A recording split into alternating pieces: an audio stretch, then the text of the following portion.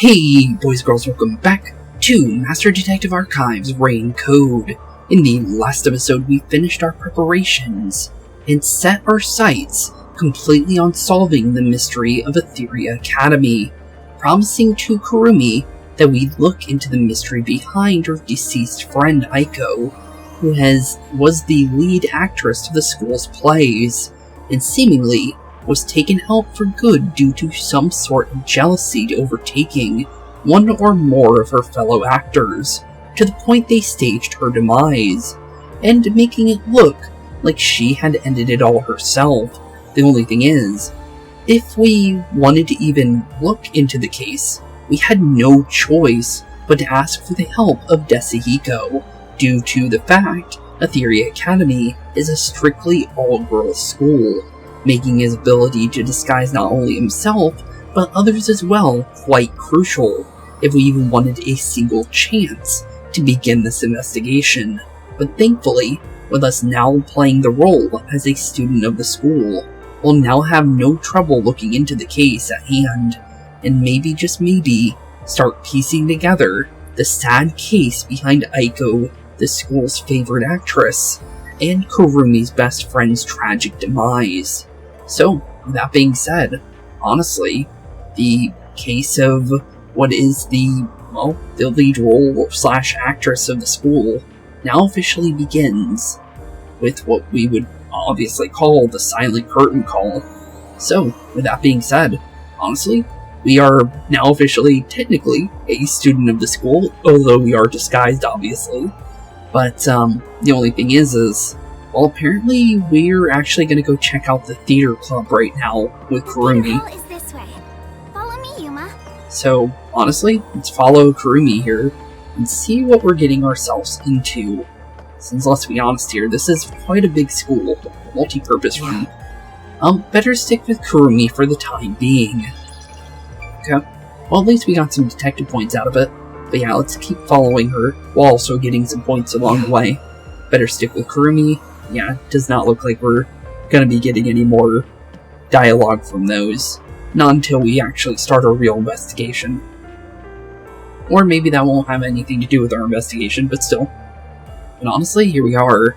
Ethereal Academy's teacher. Hana is the name of the teacher Desuhiko disguised himself as. An alumnus of Ethereal Academy, she guides her students with a firm yet gentle style of education. And she also went home for the day, so Desuhiko doesn't have to worry about, her needing to, come back to the school or anything, hopefully. So we don't have to worry about his cover being blown, and we're not disguised as anybody, so we're good. It's very proper, like a real theater. Yep, it definitely is pretty grand, that's for sure. Right? The whole school gives a lot of attention to the theater club. Makes sense, it's pretty extravagant, honestly. There are 4 performances throughout the year, and people outside of the school sometimes come to watch. Really? So, based on the fact that we had to disguise ourselves, I'm guessing, well, it's not near the chance of a performance happening yet. But maybe soon, based on you saying that there's 4 of them, so I'm guessing for each season is when, well, the start of each season, or maybe the end of each season, maybe a performance happens, maybe? Kanai Ward doesn't have many options for entertainment, so our school's theater is very popular. Makes sense. Because of all the rain and stuff, so honestly, I guess, yeah, it makes sense to go to the theater and, watch a show or watch a movie take place in real time, honestly. It's pretty cool. That's why the battle to be the main lead is so intense. The star of the theater club becomes the star of Kanai Ward. Which makes sense why people would become jealous of one another. And with the fact that we know that Yakou is the lead, that everyone seemed to always want to be the lead actress. Well, makes sense why she was the one that ended up getting taken out, if it was a jealousy angle. The only thing is we don't know if it is actually someone from the theater or not, since we haven't really met anybody yet other than Kurumi here. So it's seen as much more than a club activity.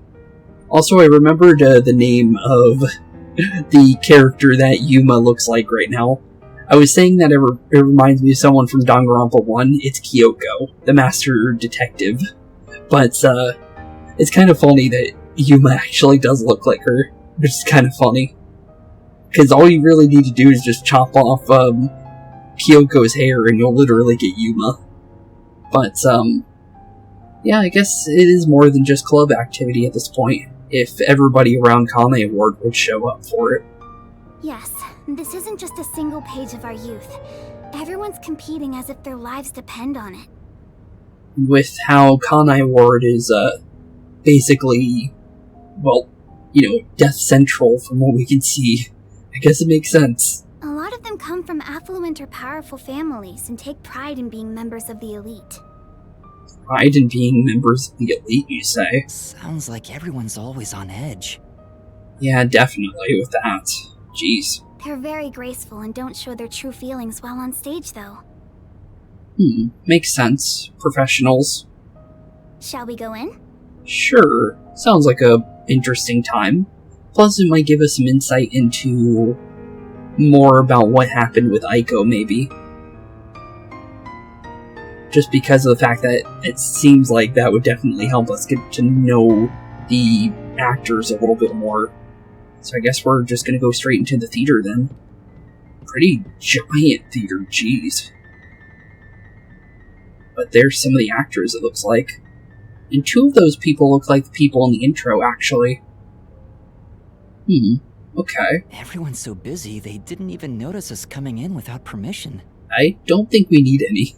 Because of the fact that, we look like students for the school. Obviously, Kurumi's already a student.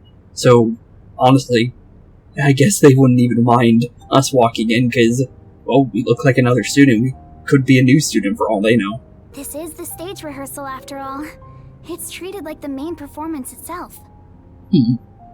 They leave the curtains open and allow people to watch. More students should show up to watch shortly. Makes sense. I'm not used to this atmosphere. It makes me nervous. Makes you nervous? I don't know, this seems pretty normal to me, but if you say so. Why are you getting nervous when you won't even be on stage? Yeah, we're just watching the show. I've been to a theater before, like a real theater, where they actually, let you go, they had, certain acts where you would actually take breaks and come back after, an hour to continue the show. But, yeah, it's definitely a pretty interesting, experience to get yourself involved in if you ever get to go to, a real play. It's actually pretty cool, honestly. So I should know a little bit of what's going on here if they go into anything like that. Just because, well, technically my step-uncle and step-aunt were actual people that, pretty much did theater as their job for pretty much their entire lives. So I should know a little bit about what's going on here. So I'll try and chime in about stuff if I see, something that might be something I know. So I'll try to, if I can. We're only here to find out the truth behind Aiko's death. Let's search carefully. Yeah, don't get ourselves involved too much and try and stay in the shadows as much as we can. It's probably the best way to do things, honestly, with everything to do with the peacekeepers and stuff, since it doesn't look like we're going to be dealing with them in this chapter, but you never know, honestly. Wait, that's no way to talk to a master detective. Sorry, I'm starting to talk to you like any other friend. Well, you said we do look like friends now that we look like we're a student at the school. It's alright. It helps me blend in. But yeah, it does definitely help us. Huh? So it's alright to be friendlier? I'll go all out if you don't mind. Yeah, sure. Just be as friendly as you want. You're pretty cool, honestly. She seems pretty chill. So yeah, do what you want. Be friends if you want to. Sure. Plus, honestly, Yuma could use a real friend, honestly, since he doesn't have any memories, so it might be kind of nice for him to kind of wind down a little bit, and it might actually make him more sociable with the other master detectives too, or detectives. So it might help us. Plus, she seems nice, anyways. I wish you were dead. I wish you'd die in a lake with your feet sticking out. That's pretty nice of you, Shinigami. Same here for you two. Oh, Yuma. All four of them are here together right now. All four of them, you say? All four? What do you mean? The actors she was telling us about, I'm pretty sure. The four members of the theater club that I think have something to do with Aiko's death. Although, Did we see 4 of them in the intro? That's something I'm curious about. See? They're on stage right now. I think we only saw 4 including Aiko, didn't we? I could have sworn that was the case. The 2 in costumes are the main leads this time. The main leads? The blonde, high-class looking girl on the right is Karen. Karen. Or The Karen. looking one on the left is the other protagonist, Waruna. Waruna. Okay. Below the stage is the honor student, Yoshiko. She looks friendly. The one keeping a low profile in the windbreaker is Kurene. Looks shy-ish. You think those 4 are suspicious? Why? Yeah, why is that? Exactly. I have my reasons. Your reasons? Okay. Look Noted, at though. Karen, the classy one. Her beauty is unbelievable for a high schooler. I guess so. But she's wearing a dress, to be fair, so it's kind of a hard thing to tell outside of what you're trying to say, but sure. The moment Aiko was gone, she had no problem climbing to the top. Although, I'm gonna be honest, her angry expression does not help her when it comes to beauty. I can definitely tell you that one. She looks too mean to even be thinking about approaching her, in my opinion. Just because of the way her eyebrows are pointed. But maybe she's getting into character, you never know. Could be the case. She has a strong fervor for acting, and seems to have no interest in making friends with others. Okay, so yeah, mean. Okay, good. I suppose you could say she's the uncooperative type who only thinks about herself. So her name seems to, actually fit her. Interesting. Her father has a lot of influence in real estate, so he applies lots of pressure too. Really? That makes... Okay, so... That would make sense if she is the person that took out Aiko. If there was, influence involved with the real estate business. Interesting. So, you think that's why she took down Aiko to become the main lead? Maybe. Okay, good to know. I hate to say it, but I think it's possible. It's probably possible. We'll put a pin in it for sure. It's true that this Karen does have an extraordinary grace to her. Interesting way for them to pronounce her name, by the way. Because the voices are in English, so I'm surprised it's not Karen, but it's Karen. But, obviously it would be Karen in normal English, but interesting though. Karen. Okay. But I think that dour look on her face reveals her inner thoughts. Yeah, she seems pretty mad. Am I really walking down the right path? Did I wind up somewhere I'm not meant to be? That's an interesting saying. I can almost hear her thinking that. In some ways, she's a lot like me. I doubt that's what she's thinking, but maybe. Huh? How are you alike? You sure don't look classy yourself. I think we look pretty decent. I'll ignore that. Yeah, probably best to. The other lead, Waruna, is the kind that only does what she wants on her own terms. On her own terms. Interesting. What's with the weird sundial looking things around her? But she can play any role like she's a true genius. Okay. Good, interesting information. She's still rough around the edges according to critics, but she doesn't seem to care about what others think of her. So kinda like the nun in Chapter 1. Okay, cool. Why do you suspect her? Yeah, why do you suspect her of all people? She doesn't seem like she even cares. She's the kind who doesn't hold back when it comes to getting what she wants, and doesn't care what anyone thinks. I guess so, but that doesn't seem like it would be something that would lead to somebody getting off, though. As you can imagine, she's always butting heads with someone. Waruna would never admit defeat, ever. Okay. That's why everyone else is afraid of her. And she only talks to a few girls who follow her around. But for me, personally, it sounds like she'd rather defeat them on her own terms and not through what ended up happening to Aiko. But we could be wrong. You never know. If someone with that kind of pushy personality got into an argument with Aiko... Something could have happened.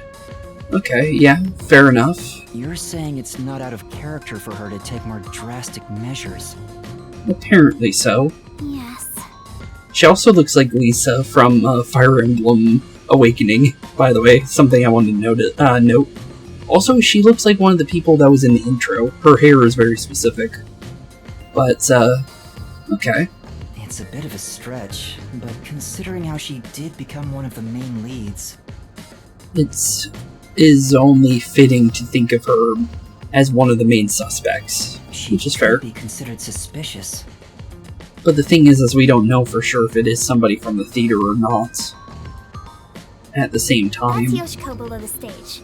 She's an actress, but she's managing the stagehands as production assistant this time. Okay. Well, it doesn't look like she has any reason to go for Aiko then. If she's just, trying to be production assistant. Everyone is talking about how Kaden will be the next big star. But within the theater club, Yoshiko is more popular by an overwhelming degree. So, with that being the case, she might be someone that might be targeted next then.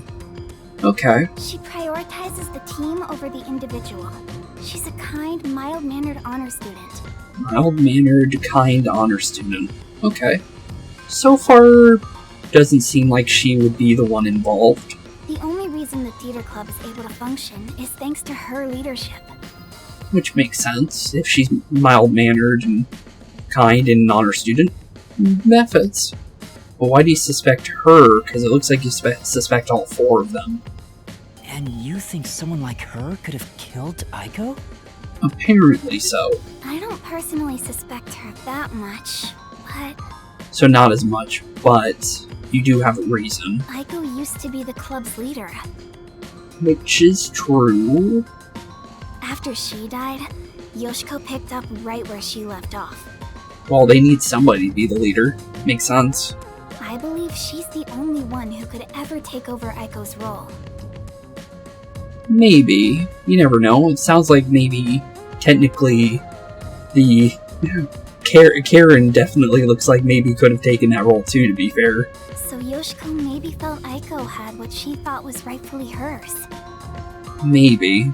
Maybe. Would she resort to murder to change that? Well, it's possible. I don't want to believe she would, but I can't say it's impossible. Yeah, you definitely can't say it's impossible for sure. What about the last one? The one in the wings wearing the windbreaker, manages the light since she wasn't chosen for a lead role. Okay, so she just manages the lights. Okay, why do you suspect her though? But when it comes to pure acting ability, she's one of the best. One of the best, you say? I guess you could say her acting method is distinct. Like, she's the only one who can do what she does. Really? So she's very specific roles. Okay. Good information. She's kind of gloomy. Or it's more like no one really knows what she's thinking. She's often alone in class too. Often alone? Sounds like she's kind of like Vivia, where she just wants to be left alone. But she also, well, she likes acting, it looks like. So she puts the effort to go and, perform in the plays as much as she can. Although she's just working on lights at the moment. But that's probably because she didn't fit the role for this specific play. What about the other girls in this theater, though? It looks like there's more than just these four. But specifically, these four are the most suspicious to Kurumi, it seems. Do you think she's also a suspect? Well, apparently, with the fact that she did say 4 of them. She always aims for the lead role. Besides, who knows what she's thinking? Fair enough. So, since you don't really know about her, she seems suspicious to you. So you're saying maybe she actually despised Aiko and tried to take out her competition? Maybe, but it doesn't look like it worked at all. If that's the case. Maybe. It's why I consider her another suspect. Fair enough. Although I think it might be probably not the one. I think she could be a red herring, to be fair. But we'll put a pin in it, for sure. I see. Alright then. Okay, so we got our targets here, for at least the theater club. Because we might run into more people. We never know. But for right now, that's our prime suspects for right now. But good information, though. The main leads are Kaden and Waruna. There's also Yoshiko, the group leader, and Kurane, the distinctive one. Yep, all 4 of those. And in your eyes, Kurumi, you find them all suspicious? Apparently so. I'm sure they'd be mad if they heard me, but yes, I do. I would definitely see one of them getting mad about that for sure. Maybe that would be a good way to tell which one did it. You never know. The one who's the most mad about it might be the most suspicious. Though the 4 of them are rivals, they weren't particularly hostile to each other before. And that's why that right there makes me think that there might be more people than meets the eye, maybe. But honestly, it's very possible it is somebody in the theater, to be fair. I'm just thinking, outside the box, because there's no reason not to, with how big the school seems to be. However, after Aiko passed away, they started fighting for the main role. They all rarely speak to each other now. That's interesting. But makes sense if they started fighting afterwards with what happened to Aiko. That's intense. It's true that it does seem suspicious. There is some suspicious nature to that, for sure. So, did you gather all that information yourself, Kurumi? Probably, yeah, I would say so. To tell you the truth, I joined the theater club after Aiko's death in hopes of finding out what really happened.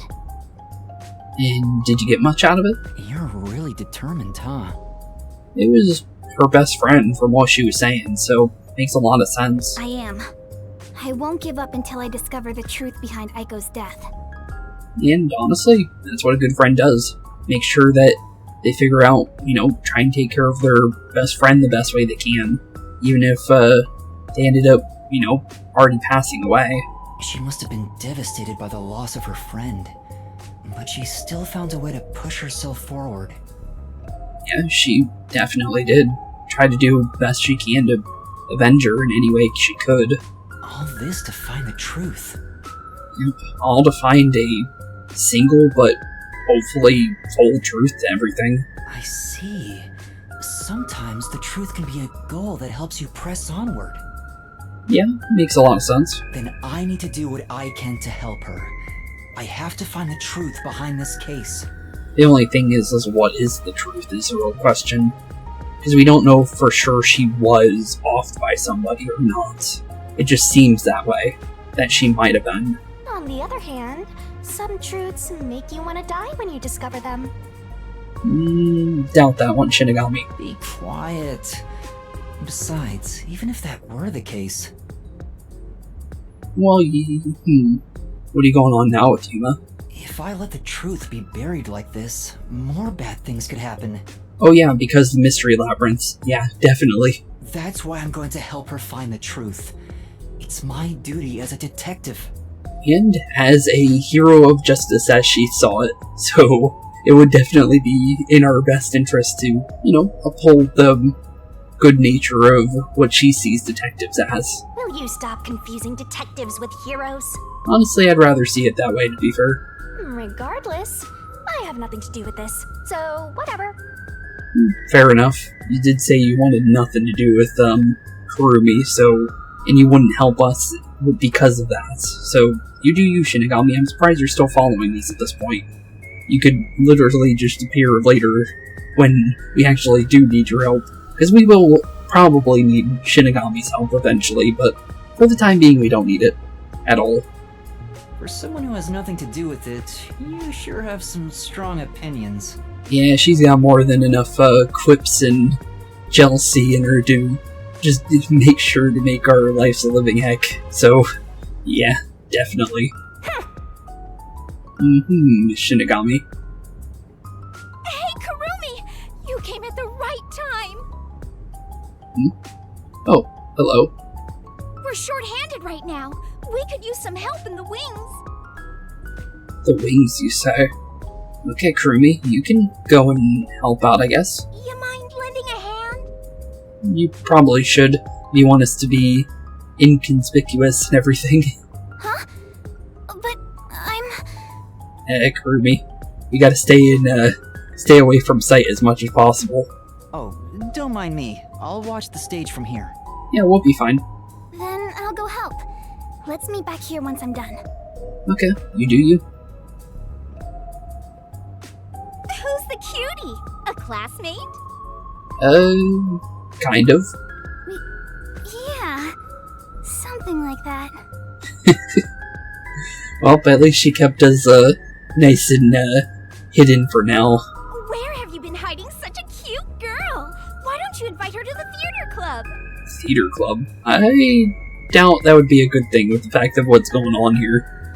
If one of these actors are indeed, you know, a killer, it'd probably be best to stay away from the theater club as much as possible.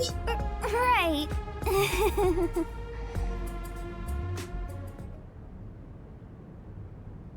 But what exactly is she doing exactly as her job here? Wait a minute, designed by a brand from outside Kanai Ward that Pushi also adores. That's interesting. Huh. Okay, Yoshihiko's bag. Interesting. Looks like it's about to begin. Seemingly, yeah. Okay, I guess we Said just this sit would back. be just like the actual performance. I wonder what it's like. Kinda curious, honestly. Hello, everyone! Thank you for coming by after school when everything's so busy. Oh no, Desuhiko. Desuhiko? What is he doing? Before the theater club starts their performance, there's something I want everyone to hear. Don't do it, dude.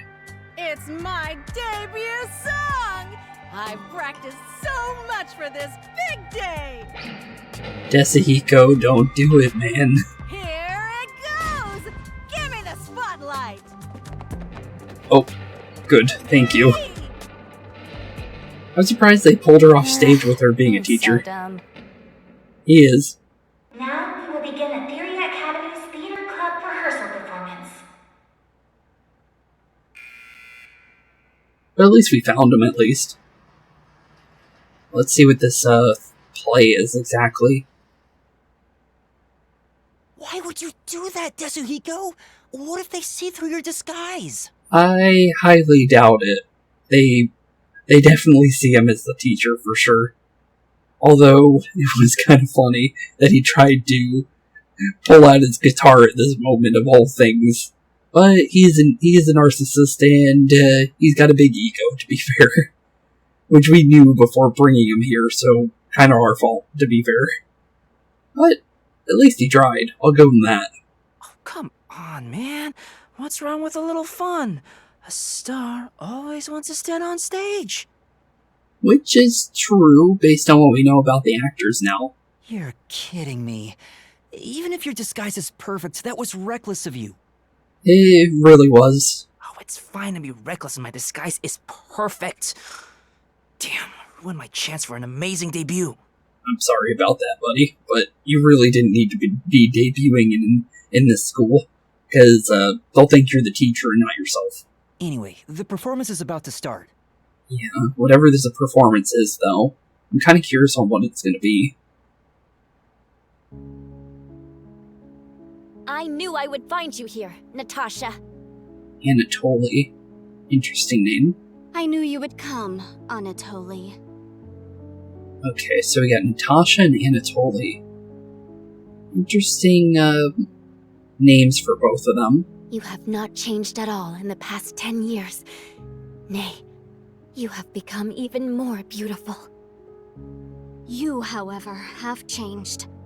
Your face is scarred and you look stern. Says you. You have the most angry expression I've ever seen on a person in this game so far. I've longed for the days we spent here together. Back then, the world shone bright in the colors of the rainbow.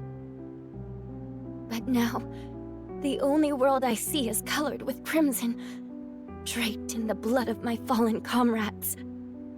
I'm kind of curious on what play this is. I'm pretty sure this might be a real one.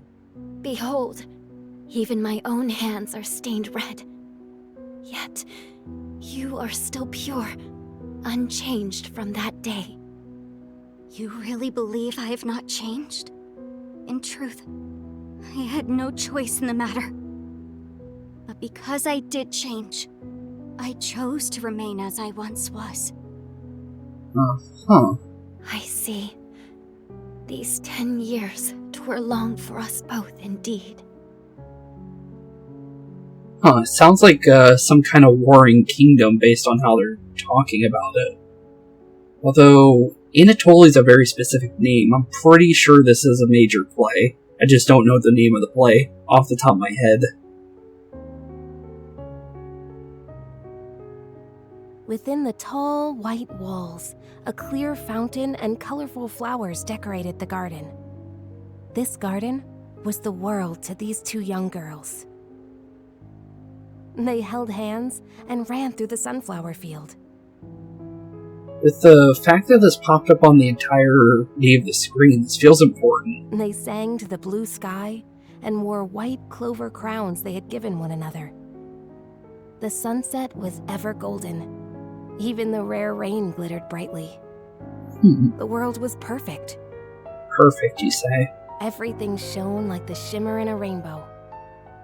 Okay. At the very least, that was how it was within these walls. But outside it was much different. Okay, interesting.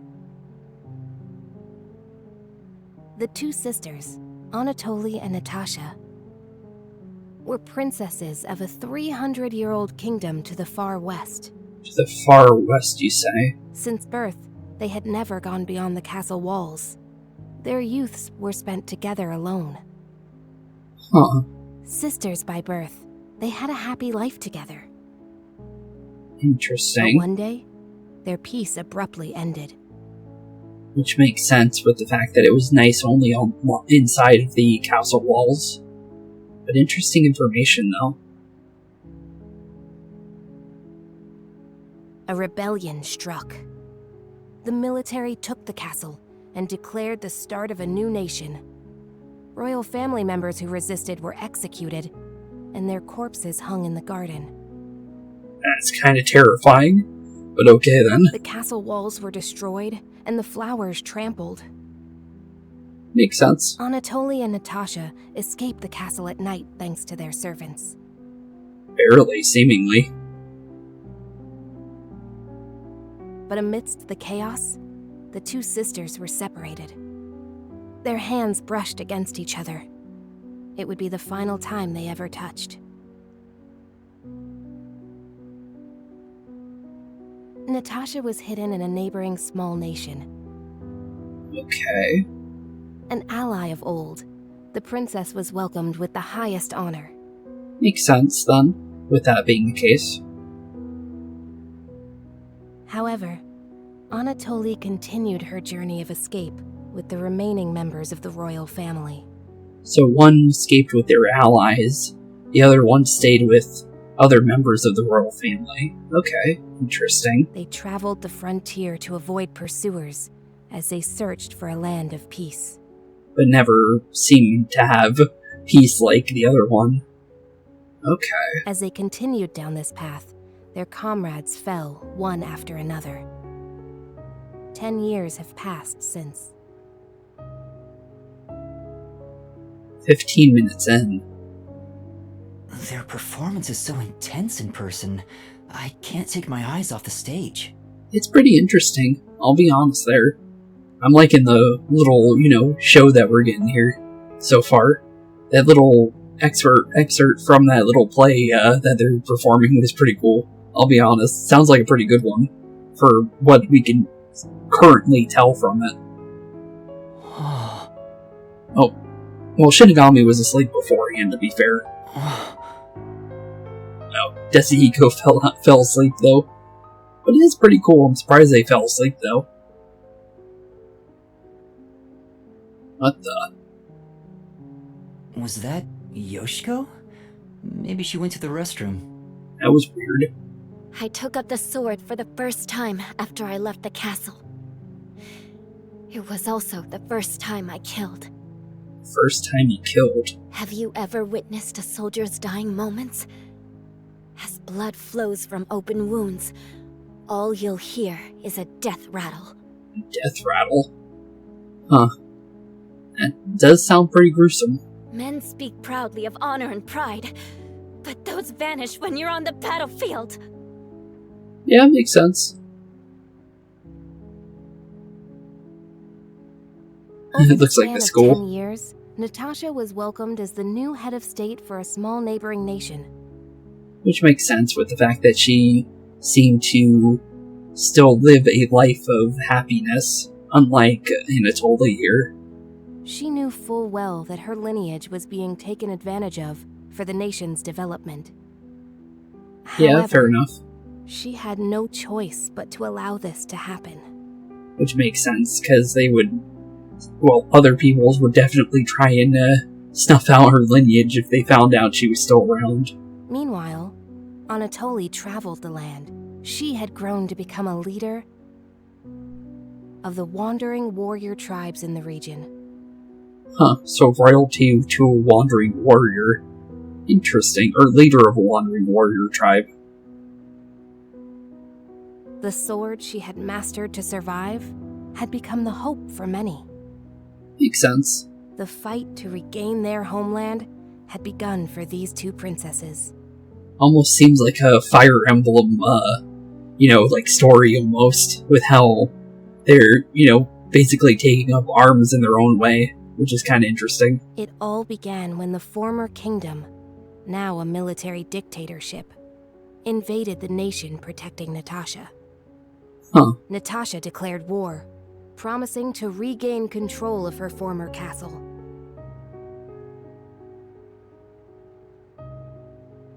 Seeing an opportunity, Anatoly rallied the people of the land to mount an invasion. Which makes sense to do. They rode for the kingdom. At first, Natasha was disadvantaged, but the balance shifted upon uniting with Anatoly's forces. So technically, they re-met in the end, which is good. So far, at least. We don't know if this is the end of their story. But with the fact that it said they only touched one last time after what had happened earlier, it sounds like they never physically met again. The enemy commanders saw the forces surrounding the castle. Okay. They knew there was no way to escape, and quickly surrendered. Well, that's an easy way to do it. The war ended in a single day. Jeez. Okay. Basically, what do you call it? Like the Trojan horse for the Battle of Troy kind of thing, but without the wooden horse or any of that. But still, though, pretty cool. And yet, people do not know of the 10 years of strife these two girls endured. It would make sense. They would have no chance to.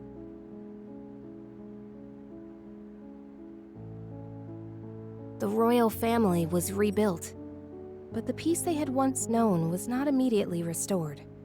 Yeah, it looks like there's some kind of civil war between them with the red and the blue in the background there. Huh. Natasha's forces desired control over the conquered kingdom. However, Anatoly's camp also sought control, having achieved many merits in battle. Makes sense that both would want to take control in their own right. Though the two girls reached out to one another, their hands would never touch again. Huh. They were fated to strike each other down. Really? 30 minutes in. If we continue to fight, more blood will be spilled, weakening our nation. Yeah, that definitely would be the case. Hence why only one of us shall be queen, and end this war. Well, if one of them stepped down, the other one would technically win the war. And then no blood would have to be shed, I would think. I'm not 100% on that, but I would think so. There is no path before us where we can walk hand in hand, as we did back then. Seemingly so. I know. I am prepared for what we must do. It's why I've waited here for you. I highly doubt Natasha's gonna win the fight here, with the fact that Anatoly is a warrior queen. So, I feel like Anatoly wins this fight, I'm pretty sure, with how the story has been set so far. Draw your sword. We shall now decide who is fit to become queen. Okay. Drop the facade, Natasha. For these past 10 years, you sat on the throne as a princess. I know you know not how to wield a sword. Which is fair. Because the fact that, well, I would not really, normally a queen would not have sword training. So, yeah, that would make a lot of sense. I refuse to stain my hands with your blood. I could never will myself to kill you. Fair enough. At this rate, the nation will perish. Draw your sword, Anatoly! Natasha.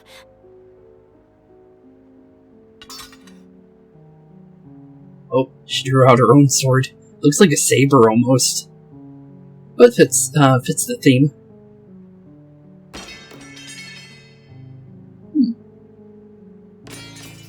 Well, technically they touched in the end. Although not in the same light as they did before, though.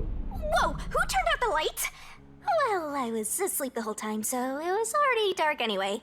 Well, it seems like the story's over, based on how that went. It was pretty cool, though. I liked it.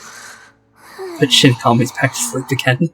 Is she talking in her sleep? That was weird. Seems like something she would do. Wait, why am I wasting time thinking about it? Good question, Yuma. The lights are on lights are again. back on. Back to the show. Yep, back to the show indeed. Now, let us eat. Yes, allow me to pass the plate. Pass the plate. Okay. Thank you, Anatoly.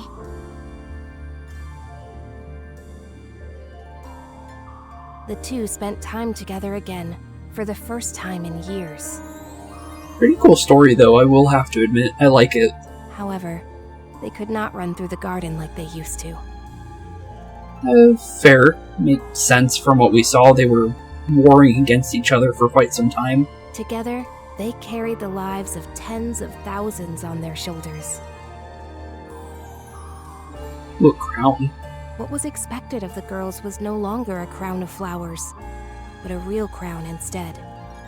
The only thing I'm curious about is who would be the one to rule in that case, since it looks like they both, ended up both putting their arms down in the end there. If I could simply defer the throne to you and end it all, I would have done so in the beginning. A queen's crown would fit you better, Natasha. However, the war would not simply end there. Fair enough. How did it end up this way? What are we supposed to do? That is a very good question. Natasha wept in anguish as Anatoly gently embraced her. How wonderful it would be if we could flee somewhere together. Well, you possibly could, but they still need a queen, though. But both knew full well that could not be. Yeah, makes sense. After a long silence and much internal strife, Natasha rose.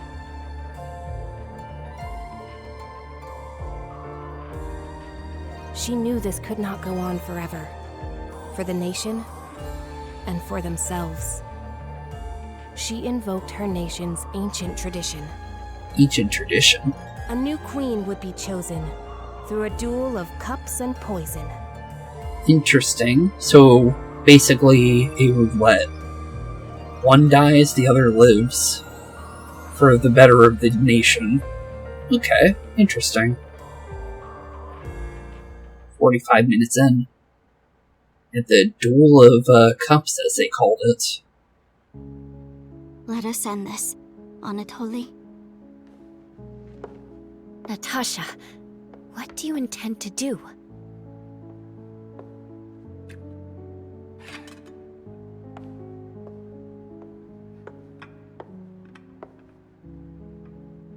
I will say I do like this chapter's theming for a lot. I mean a lot. I leave it for the heavens to decide who will survive.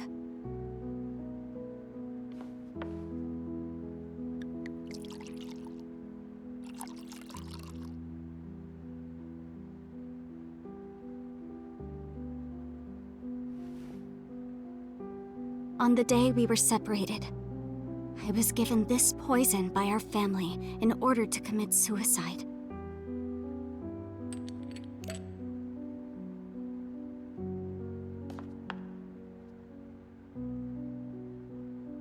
Huh. So wouldn't it be Natasha to be the one to go down then? Switch the glasses around until I cannot tell which one has the poison in it. Once you are finished, I will reorder the glasses as well. In theming with the story Duel of beforehand. poisoned cups. Very well. We shall ask God which of us deserves to survive. Though perhaps it will be the god of death that answers.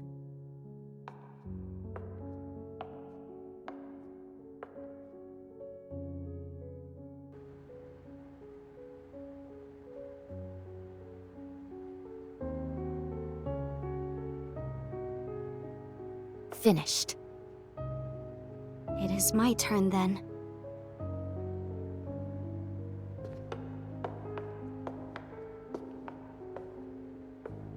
Kind of curious which one would be the one to die in the story for the play here. Because I'll be honest, I'm quite intrigued on how the story's going.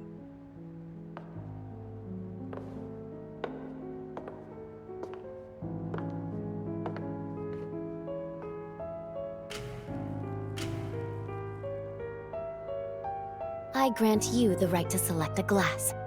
I shall take the remaining one. Very well. 50-50 shot. Do you survive? That's the real question.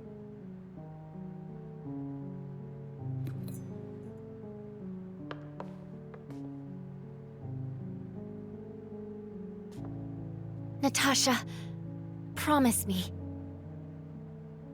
If you survive, promise you will bring peace to this kingdom. And be a bit more selfish in your personal life. That would balance things out, I think. I also have something to say, Anatoly. If you survive, wear a dress fit for a queen, no matter how much you hate it. Fair enough.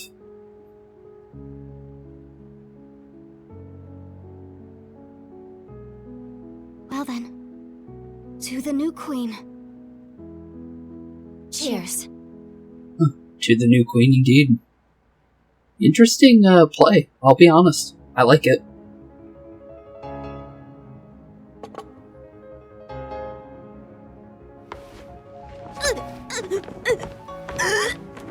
Looks like Natasha was the one to drink the poison in the end.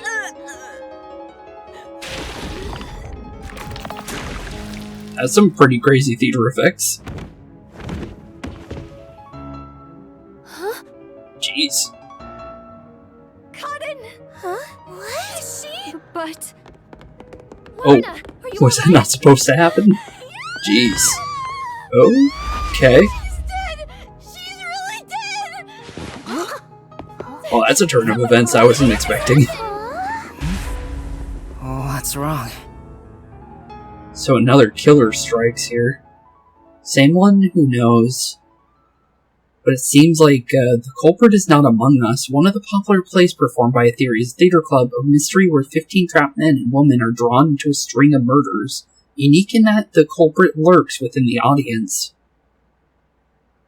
That's a very specific thing to say.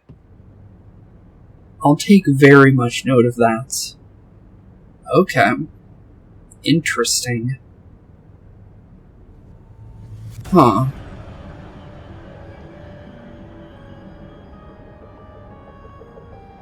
What do I do? What do I do? Well, with the one girl, you know, sneaking around and was noticing it. It was the theater club leader, right? At the current moment, the one that took Aiko's position. That's interesting.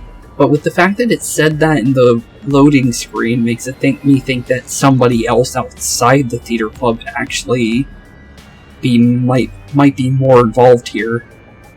Okay, interesting. But yeah, I was not expecting to, I was thinking that was just gonna, be the end of the little theater here, but okay, well, Karen is down or Karen in regular normal pronunciation of that, but jeez. Cool little story though, for sure, but did not expect it to end in the way that it did though. But I actually thought that was theater effects at first. But jeez. Somebody call for a teacher! Oh, Desuhiko, it's your turn. Please report it to the peacekeepers! That would be the last person I want here. Our theater club rehearsal performance is hereby cancelled. I repeat. Probably a good idea. Huh? What's going on? Your favorite time of day, Shinigami. A crime! You always seemingly very, very happy for those. What happened? Is this part of the show? No. Far from it, based on how they're acting. No, I don't think so. I think this is real. Yeah, very much real. Wonder where Kurumi is. Curiously, because of the fact that she had to work on the theater here. Doubt it's her, though. I'm really gonna be honest there. I really doubt it's her with the fact that she's on the cover of the game. But like I said with Zilch, he was on the cover of the game too, to be fair. But I feel like she's safe. I could be wrong, but I feel like she's safe. Then that's a real corpse on the stage? Yeah. Desuhiko, this is where master detectives come in. We have to do something. Plus, even if it was her, she would have no reason to go through that with the fact that we're helping her. So it wouldn't make sense for her to do that, to be honest. Oh, no. I can't deal with corpses. You're a master detective, I thought, buddy. You made such a big deal about it, how you were better than us and all that. Okay, go on up there, buddy. Huh? Dead people's faces terrify me. I can't handle looking at them. Really? And how are you a master detective? And the blood! What's with the blood? They're dead. Obviously there's blood. It's all way too horrifying. I can't deal with gory stuff. You can literally see it from where you're sitting. You're joking, right? You're a master detective. And made such a big deal about it too. How you were better than us, and how we're a rookie, and how you were better than us, and how Halara could even think of us the way she did. Yeah, Mr. Narcissist, you're gonna fall at a time like this. But I'm not assigned to murders. I mainly handle undercover investigations and stuff like that. Oh, so you're more of the appetizer detective then. So, yeah, I'll leave this to you. I grant you the right to investigate the crime scene, rookie. We're no longer rookie anymore. You're the rookie here, bud. What? But, fair enough, we are more crime scene oriented, to be fair. Every single crime, or every single thing we've dealt with has been a crime scene. So, fair enough. I'll use my disguise ability and try to lead the panicking students out of here. Okay. Fair. At least you're doing something. I'll leave the rest to you. Okie dokie. Everyone, stay calm! Let's all move into the hall in an orderly manner! Well, at least we got Desuhiko trying to do something. Oh, hey Kurumi. Long time no see. Yuma! What do I do? This is awful! Yeah, it's pretty bad. Stay calm, Kurumi. We're getting right into it. With whatever we could possibly do to figure this one out. Because it was kinda sudden, that's for sure. That wasn't an act just now, right? Definitely not. That's not in the script! What's in the script then? Cotton really coughed up blood! She's really dead! And the thing is when they were pouring out that stuff with the wine, obviously, we saw the bottle. There was nothing that came out of it. So, that was strange. That was really strange. So, I don't know what was in it, because both of them drank it. And then Karen herself was the one that went up to the bottles to for a second, and she was the one that ended up dying, so it's not like Colin would have anything to do with that. So, huh. Who could have thought a real murder would happen during a play? That is, yeah, that is definitely out of nowhere. Out of left field for sure. First Yakou and now Cotton? Is the school cursed? Maybe. By the Phantom of the Opera, probably. I'm joking. But it is a play, for that one, to be fair. So, if it's the theme. But, seemingly, yeah, the school does seem to be cursed. So far, at least. Yuma, it's a murder case. And this one, much more obviously one, compared to the one that we're hearing about with Yakou. But if the peacekeepers come, they'll just cover it up again. Yeah, they definitely will. Please, I need your help. Please investigate this case, Yuma. We'll try. You want me to do it?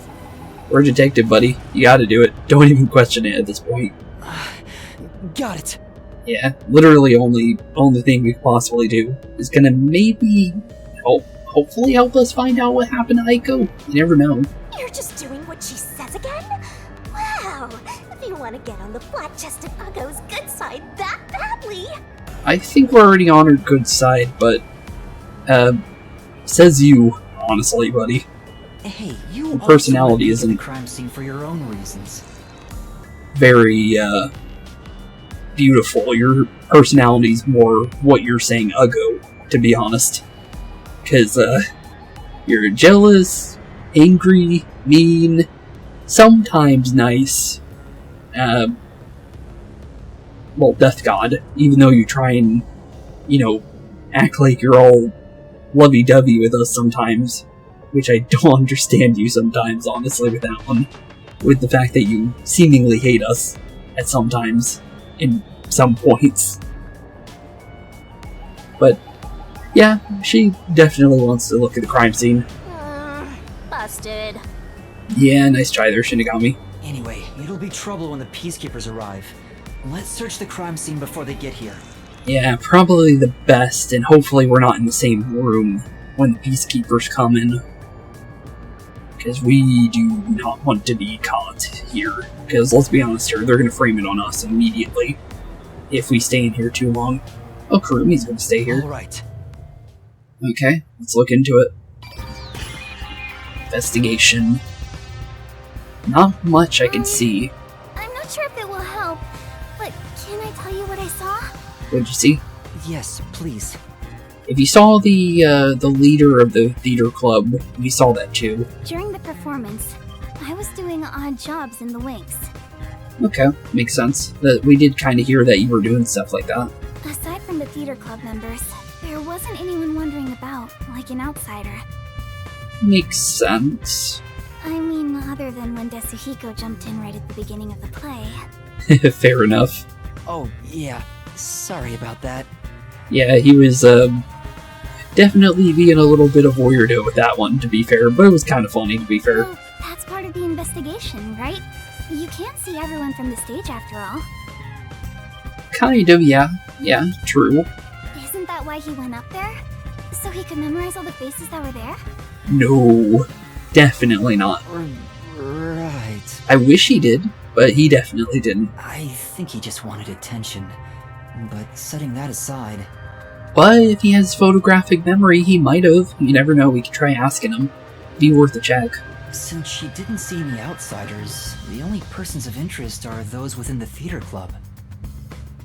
Which is true. But the thing is she might have missed somebody. You never know. I'll keep that in mind while taking a look around. Okay, let's definitely take a look around. I've done a few investigations already.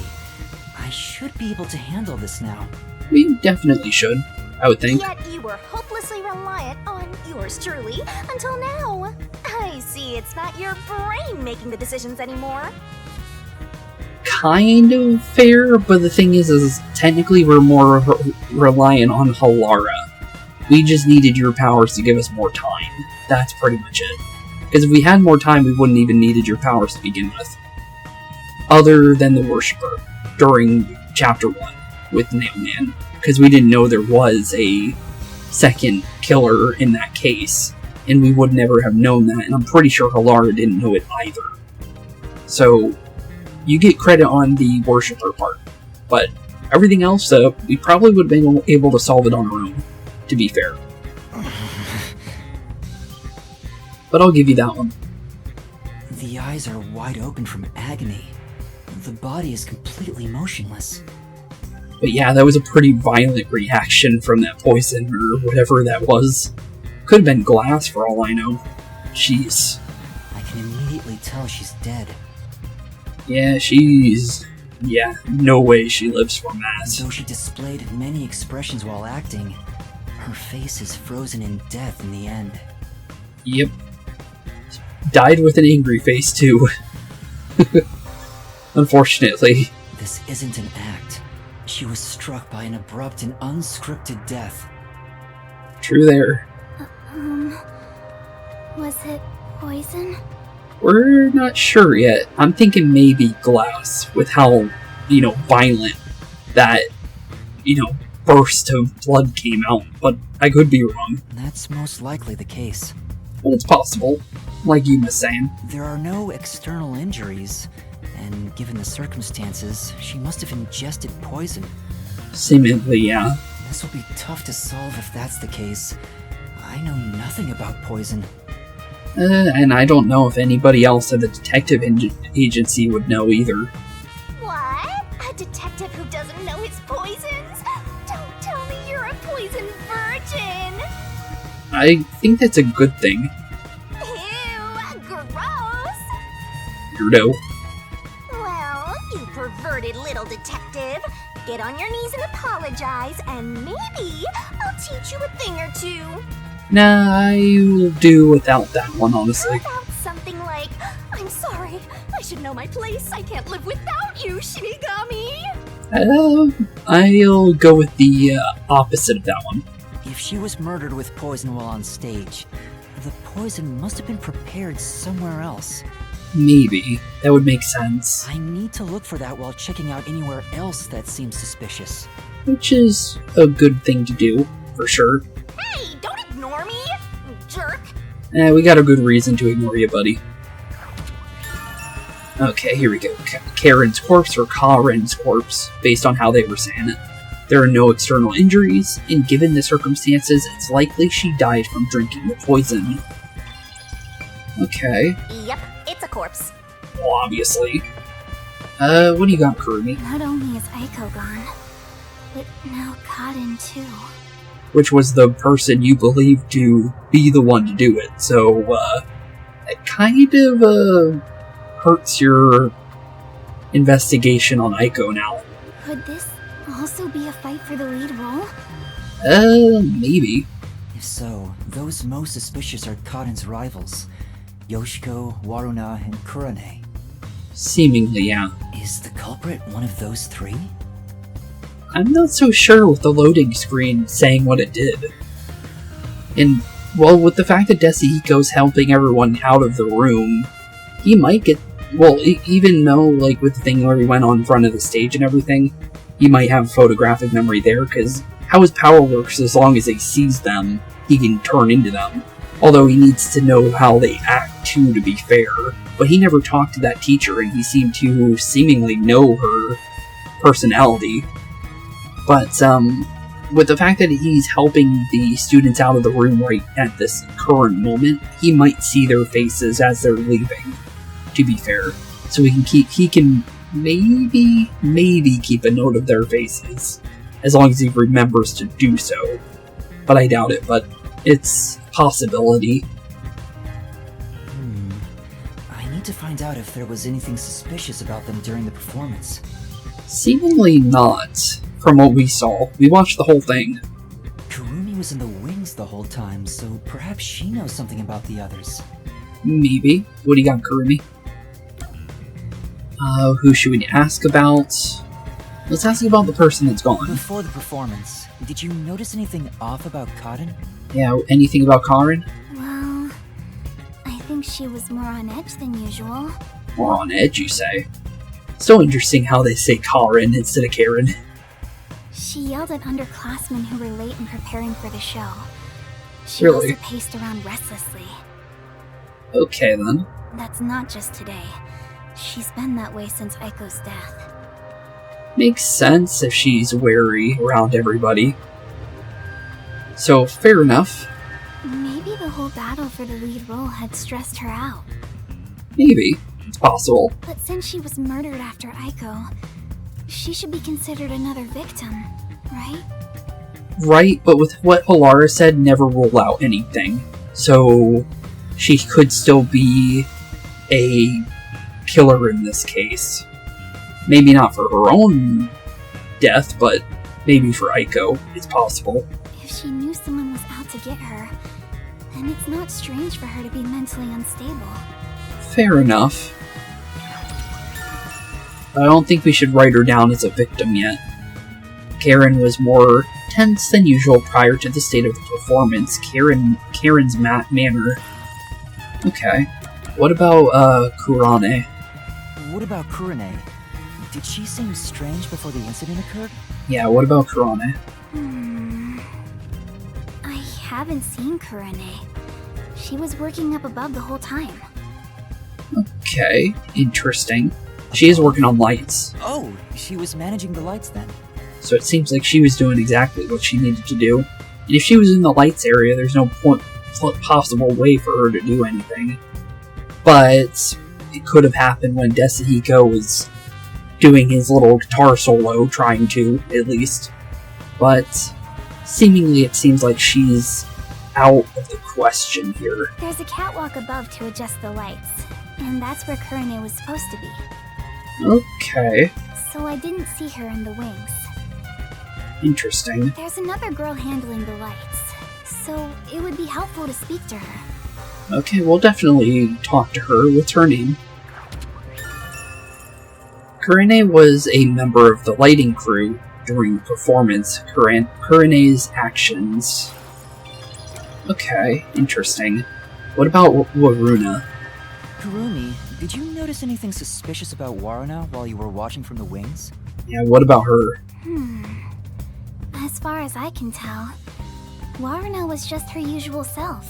Which makes sense with how she only cares. She doesn't really care about other people's thoughts about her, from what Kurumi was saying earlier. She was listening to music right up to the start of the play. I think that's how she concentrates. Interesting. What kind of music? Did she go near the glasses or bottle before the performance? I would think not, honestly. I wasn't watching her the entire time, but if she did go near the set, I think I would have noticed. Which is true. I see. Okay, interesting. Waruna was the closest to the victim. That's ample opportunity to commit the crime. Which is true. Although she never poured the wine, and we saw her handle the cups. To be fair, so it would be hard for her to do that. Okay. But still, how did she add the poison? It couldn't have been during the performance, right? Which is true. And plus, the cups were random too. So either one of them could have been targeted there. It just, the opposite one would have been the one to take the poison. If you think about it that way. Wait, now that I think about it... Yeah, what do you think, Yuma? Right after the lights went dark in that one scene, she went near the shelf to pick up a plate. Really? Okay, interesting information. Her back was toward the audience, so I couldn't see her hands. But she only had 2 or 3 seconds max. Could have been enough time, though. Could she have poured hidden poison in the glass in that time? Maybe. It's possible. Did she have any other opportunities after?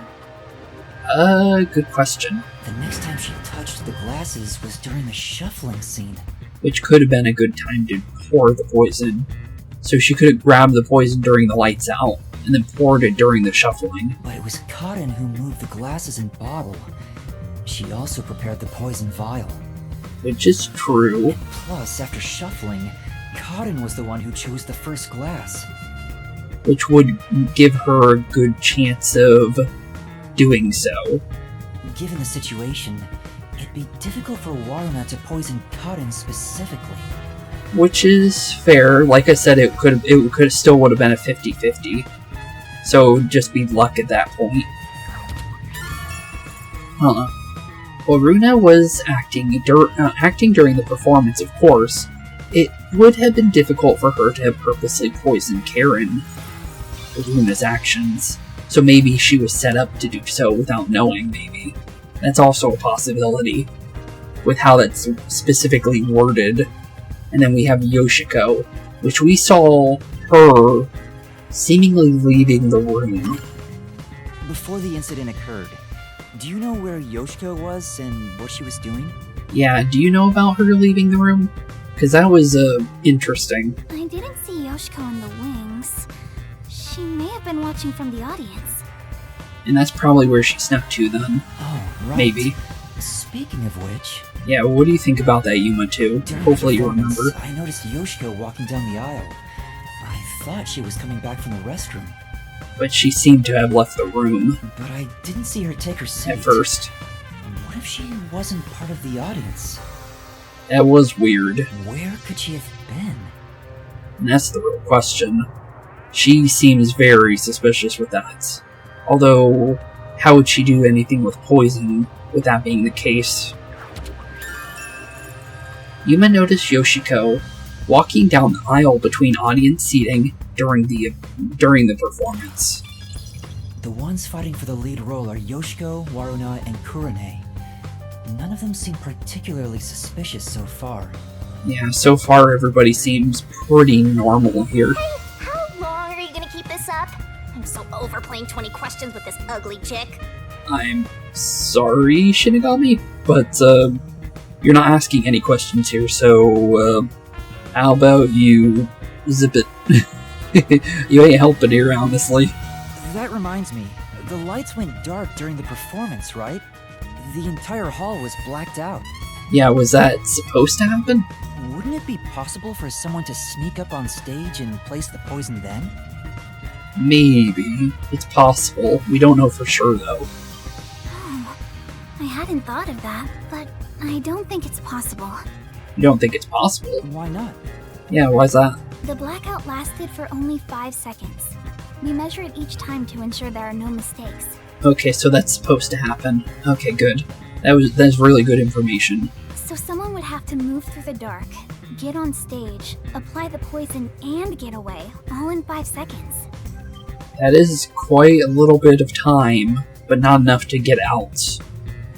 Unless there's a trapdoor. Is there a trapdoor anywhere? That's a good thing to check for. That sounds impossible to me. If they were in a hurry, their footsteps would have been heard by everyone too. Which is true. From the audience, it may be impossible, but what about from the wings? That's a good question, yeah. What about from wings? No, there were multiple club members, including me, in the wings at all times. Which makes it impossible there, too. While the lights are out, we are always on standby to support the actors. Which makes sense. If someone went on stage, the other members and I would have noticed. Okay, good information. I guess it's not possible then. Okay, so nobody ran through the dark. Got it. Even an amateur has more logic than you. I guess you're useless without a certain someone. Uh-huh, yeah, Shinigami, we don't need your help. Not yet, at least. Okay, stage blackout. Stage went dark for 5 seconds during the performance, and is supposed to do so. It should say that on the end, but we'll need to remember that it's supposed to do that. Okay, interesting information. Anything else, Kurumi? That's all I can tell you. Good luck with the investigation.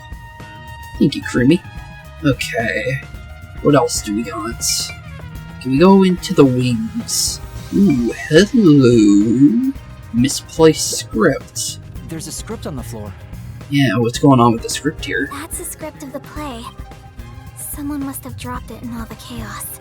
Okay, cool. The script describes the Duel of Poisoned Cups scene.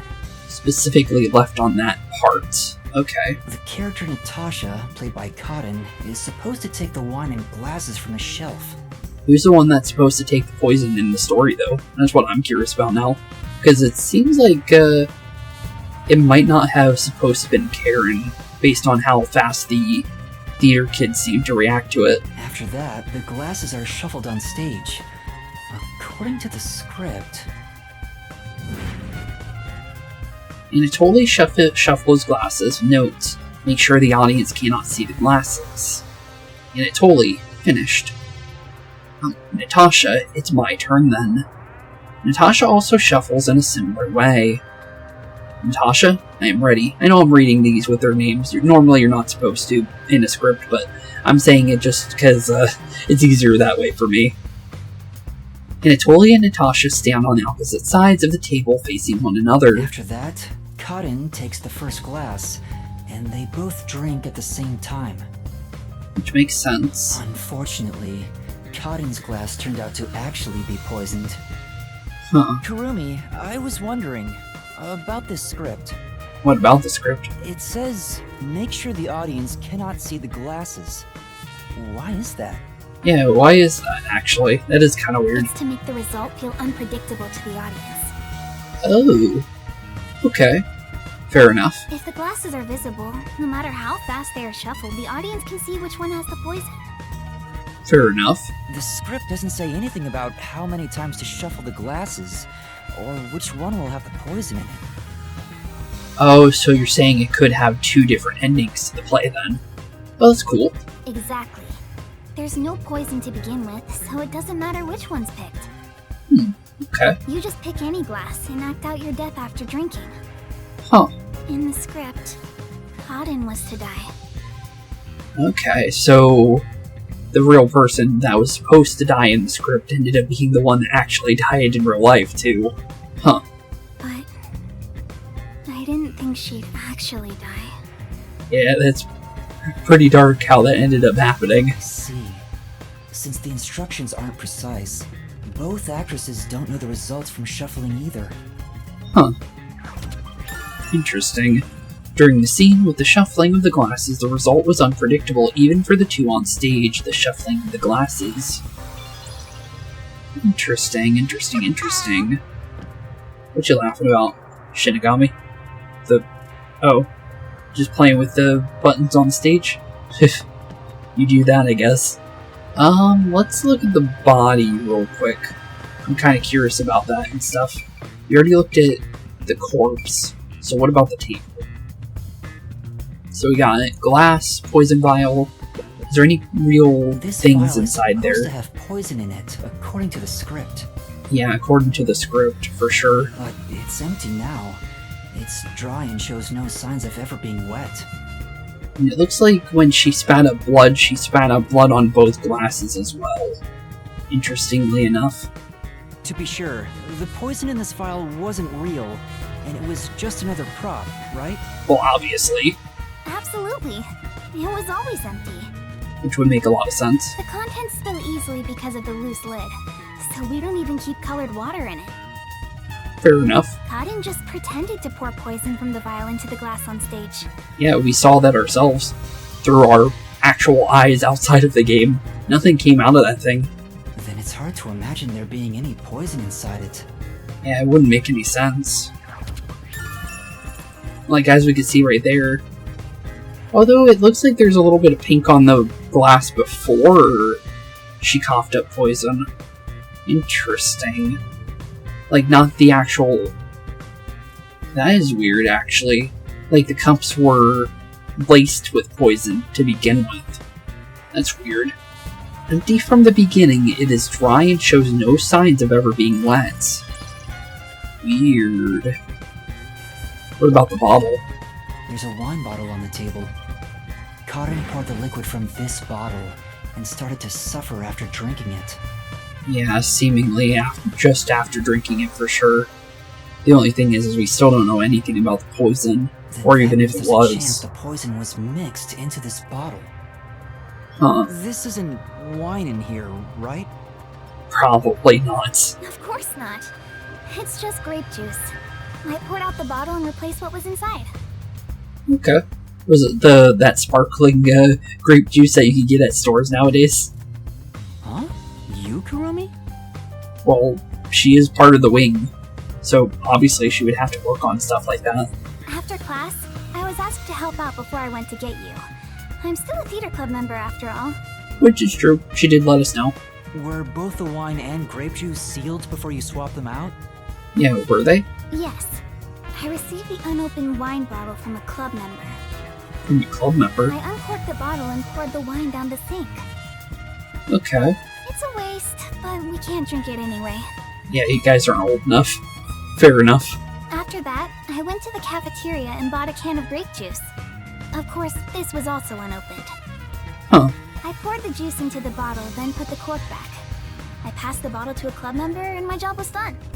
Okay, seems pretty easy. That bottle was then placed with the glasses on the shelf before the performance. Okay, good information. I see. Good to know, for sure. With so many people around, poison couldn't be added to the bottle after it was placed on stage. Which makes a lot of sense that it couldn't have happened like that. If poison was mixed in, it'd be before it was brought on stage. So anybody could have done it at that point. Okay, grape juice was inside the wine bottle Kurumi switched out the wine for juice. The bottle was then placed with the glasses on the shelf. Wine bottle. What about the glass itself? Oh, we got a level from that. Cool. There are 2 glasses on the table. The props used for the duel of poisoned cups. Kinda curious about the pink markings on them. I think this glass was supposed to be stored upside down on the shelf in the back. Yeah, we did see that, actually. Although I'm not really sure why exactly. Karen was the victim, but she's also the one who set it on the table. Which is true. Maybe poison was already applied to the glass beforehand.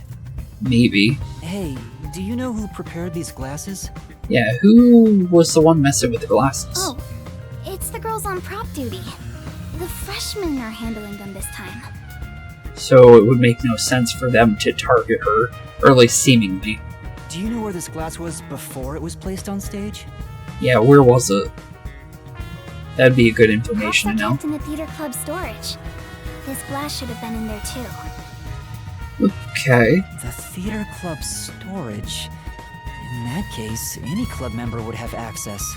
That would be a good place to check though, theater club storage for sure. There's literally no reason not to check that out. Was real poison applied to the glass? Maybe. We're not 100% yet. I just thought it could be possible. It's very much possible. But there's the risk of being caught by applying the poison after it was moved to the set. Which is true. If poison was applied, it would have been before being brought to the set. Which would, yeah, that, I guess, yeah. But on days like this, when there's an open rehearsal, props are brought out of storage right after school. Right after school, you say? The glass should have stayed on that shelf the whole time. Really? Okay. Interesting information. After school. Which means it'd be even harder to apply poison before then. Seemingly, yeah. Yes. At the very least, the props in the set were fully prepared at least 1 hour before the performance. 1 hour before, okay. That's a lot of information to remember, but okay. The glasses were placed upside down on the stage shelf at least 1 hour prior to the performance. Okay, good information. There's still more to this, though. So, let's check out the other side here. Theater hall backstage. Anything back that here? The catwalk for adjusting the lights is up above. She definitely did say that. Do we want to go up there yet? Not sure yet. Are those the stairs to reach them? I would think so. Would you like to go check up there? Not yet. Yeah, I would. Oh, okay. Guess we're going up right now then. The spotlights for the stage are set over there. It's a lot narrower than I thought. I doubt the lady up here, Karune, would be able to do anything downstairs. With the fact that she was up here the whole time, seemingly. It's pretty high up. And you really wouldn't have enough time to get back and forth during the blackout. Yeah. It'd be hard on anyone with the fear of heights. Yeah, true.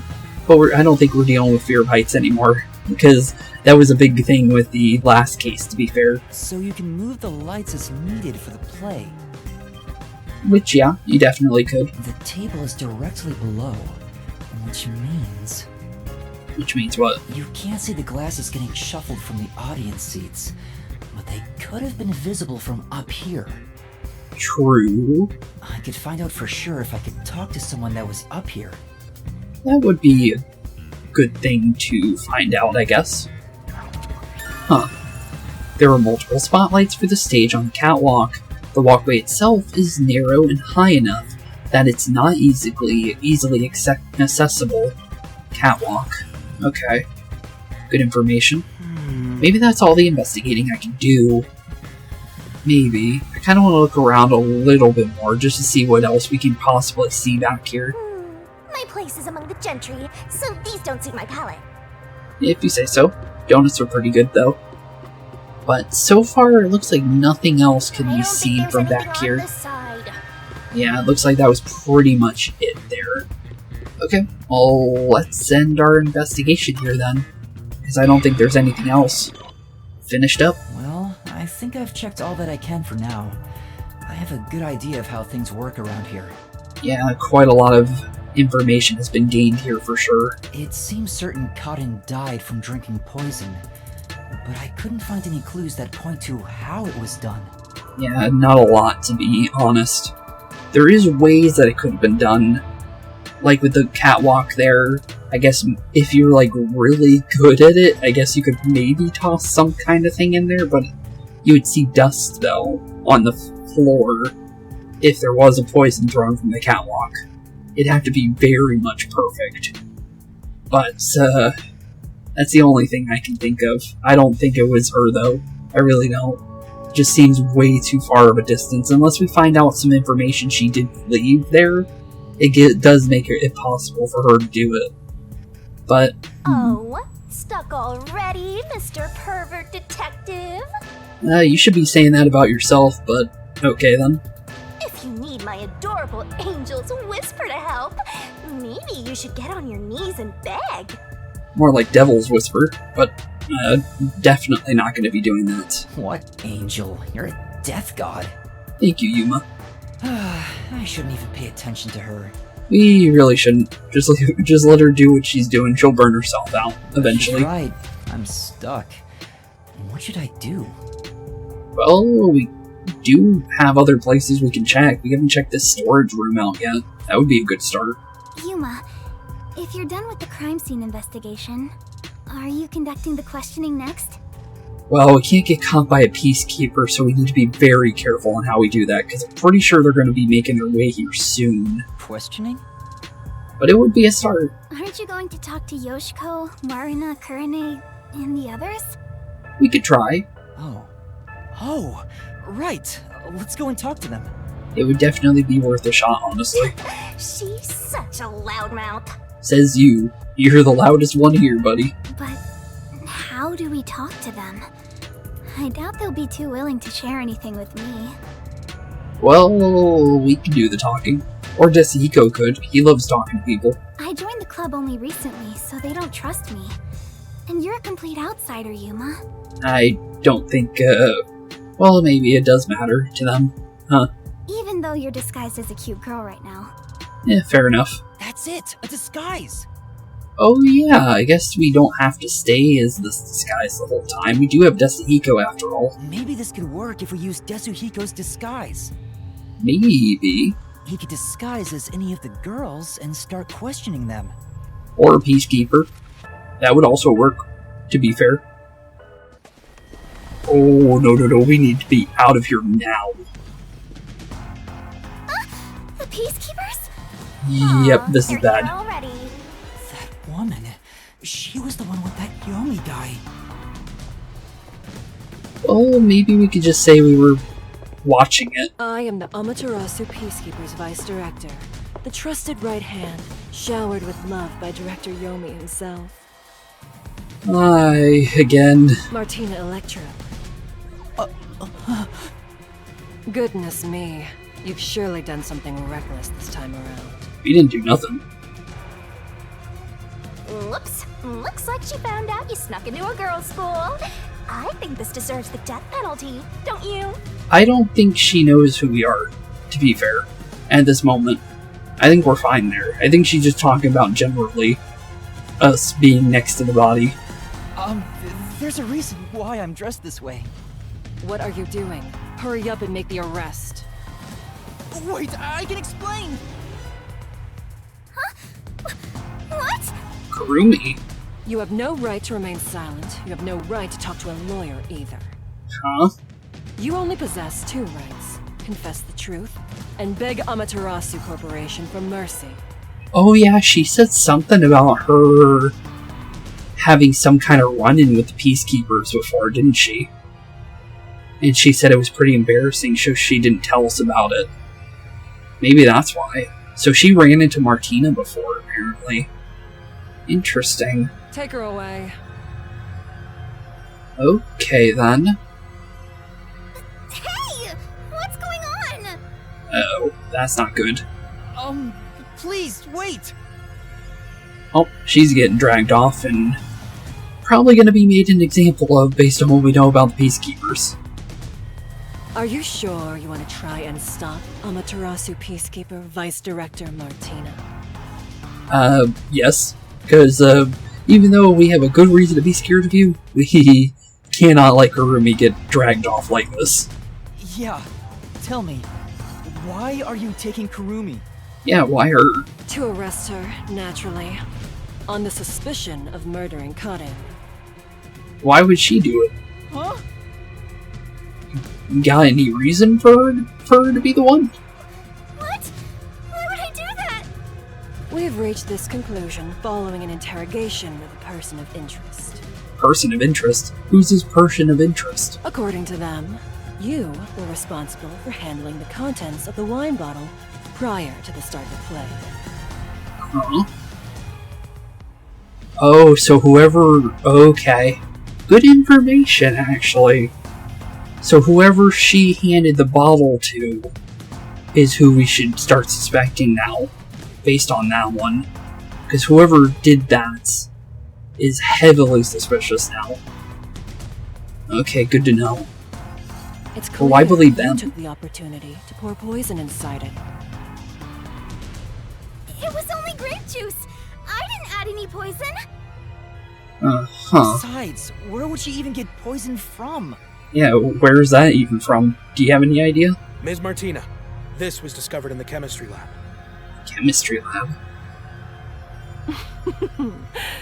Oh, it appears my deduction was correct.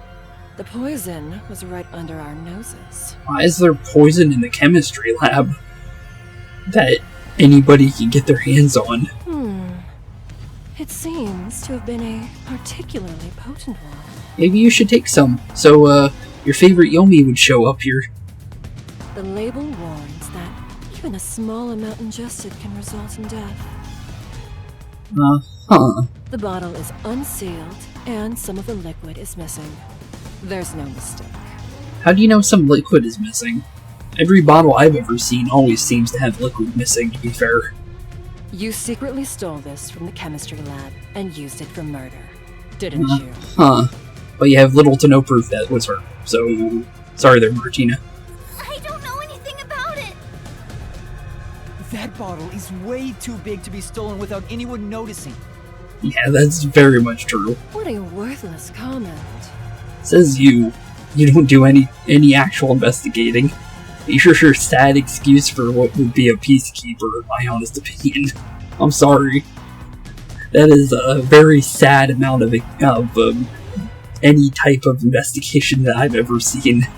Now that we've actually seen how they investigate, this is terrible. You guys are an embarrassment, I'm gonna be honest. Every single one of these peacekeepers so far. One could simply unseal even if they the are chemistry evil. lab and put the substance in a smaller container to take wherever desired. Where's the smaller container? Which could then be directly poured into the wine bottle. Do you know where the smaller container is? Because if you say it's a little alcohol thing there, or the fake poison bottle there, it's completely dry, so pick your poison, I guess. If you're gonna pick a fight, you better have sound logic backing you up. Come on, you gotta have something, buddy. This is the last time I'll do this for you. Last time you'll do this for us. There's a warning on the bottle. Okay. This chemical will react to oxygen in open air, rendering it harmless 30 minutes after the bottle is unsealed. Interesting. Yeah, we should definitely say that immediately then. Huh? After 30 minutes, it becomes harmless? You should probably say that immediately, buddy. Might give us more time. If you think that's important, go for broke and try pointing it out. Please do it, Yuma. Just say it. Okay, Theater Hall main stage.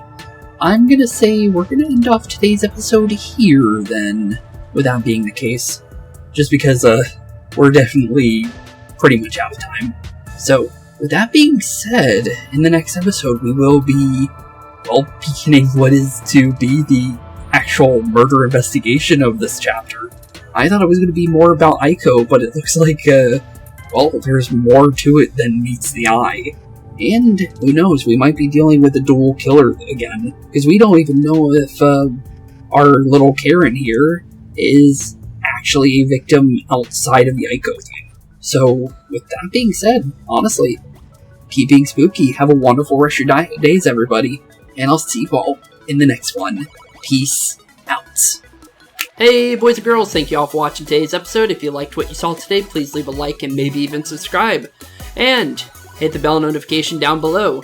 If you guys have any kind of suggestions for games, please put that in the comments down below as well. Thank you all for watching today's episode, and keep being spooky. Peace out, guys.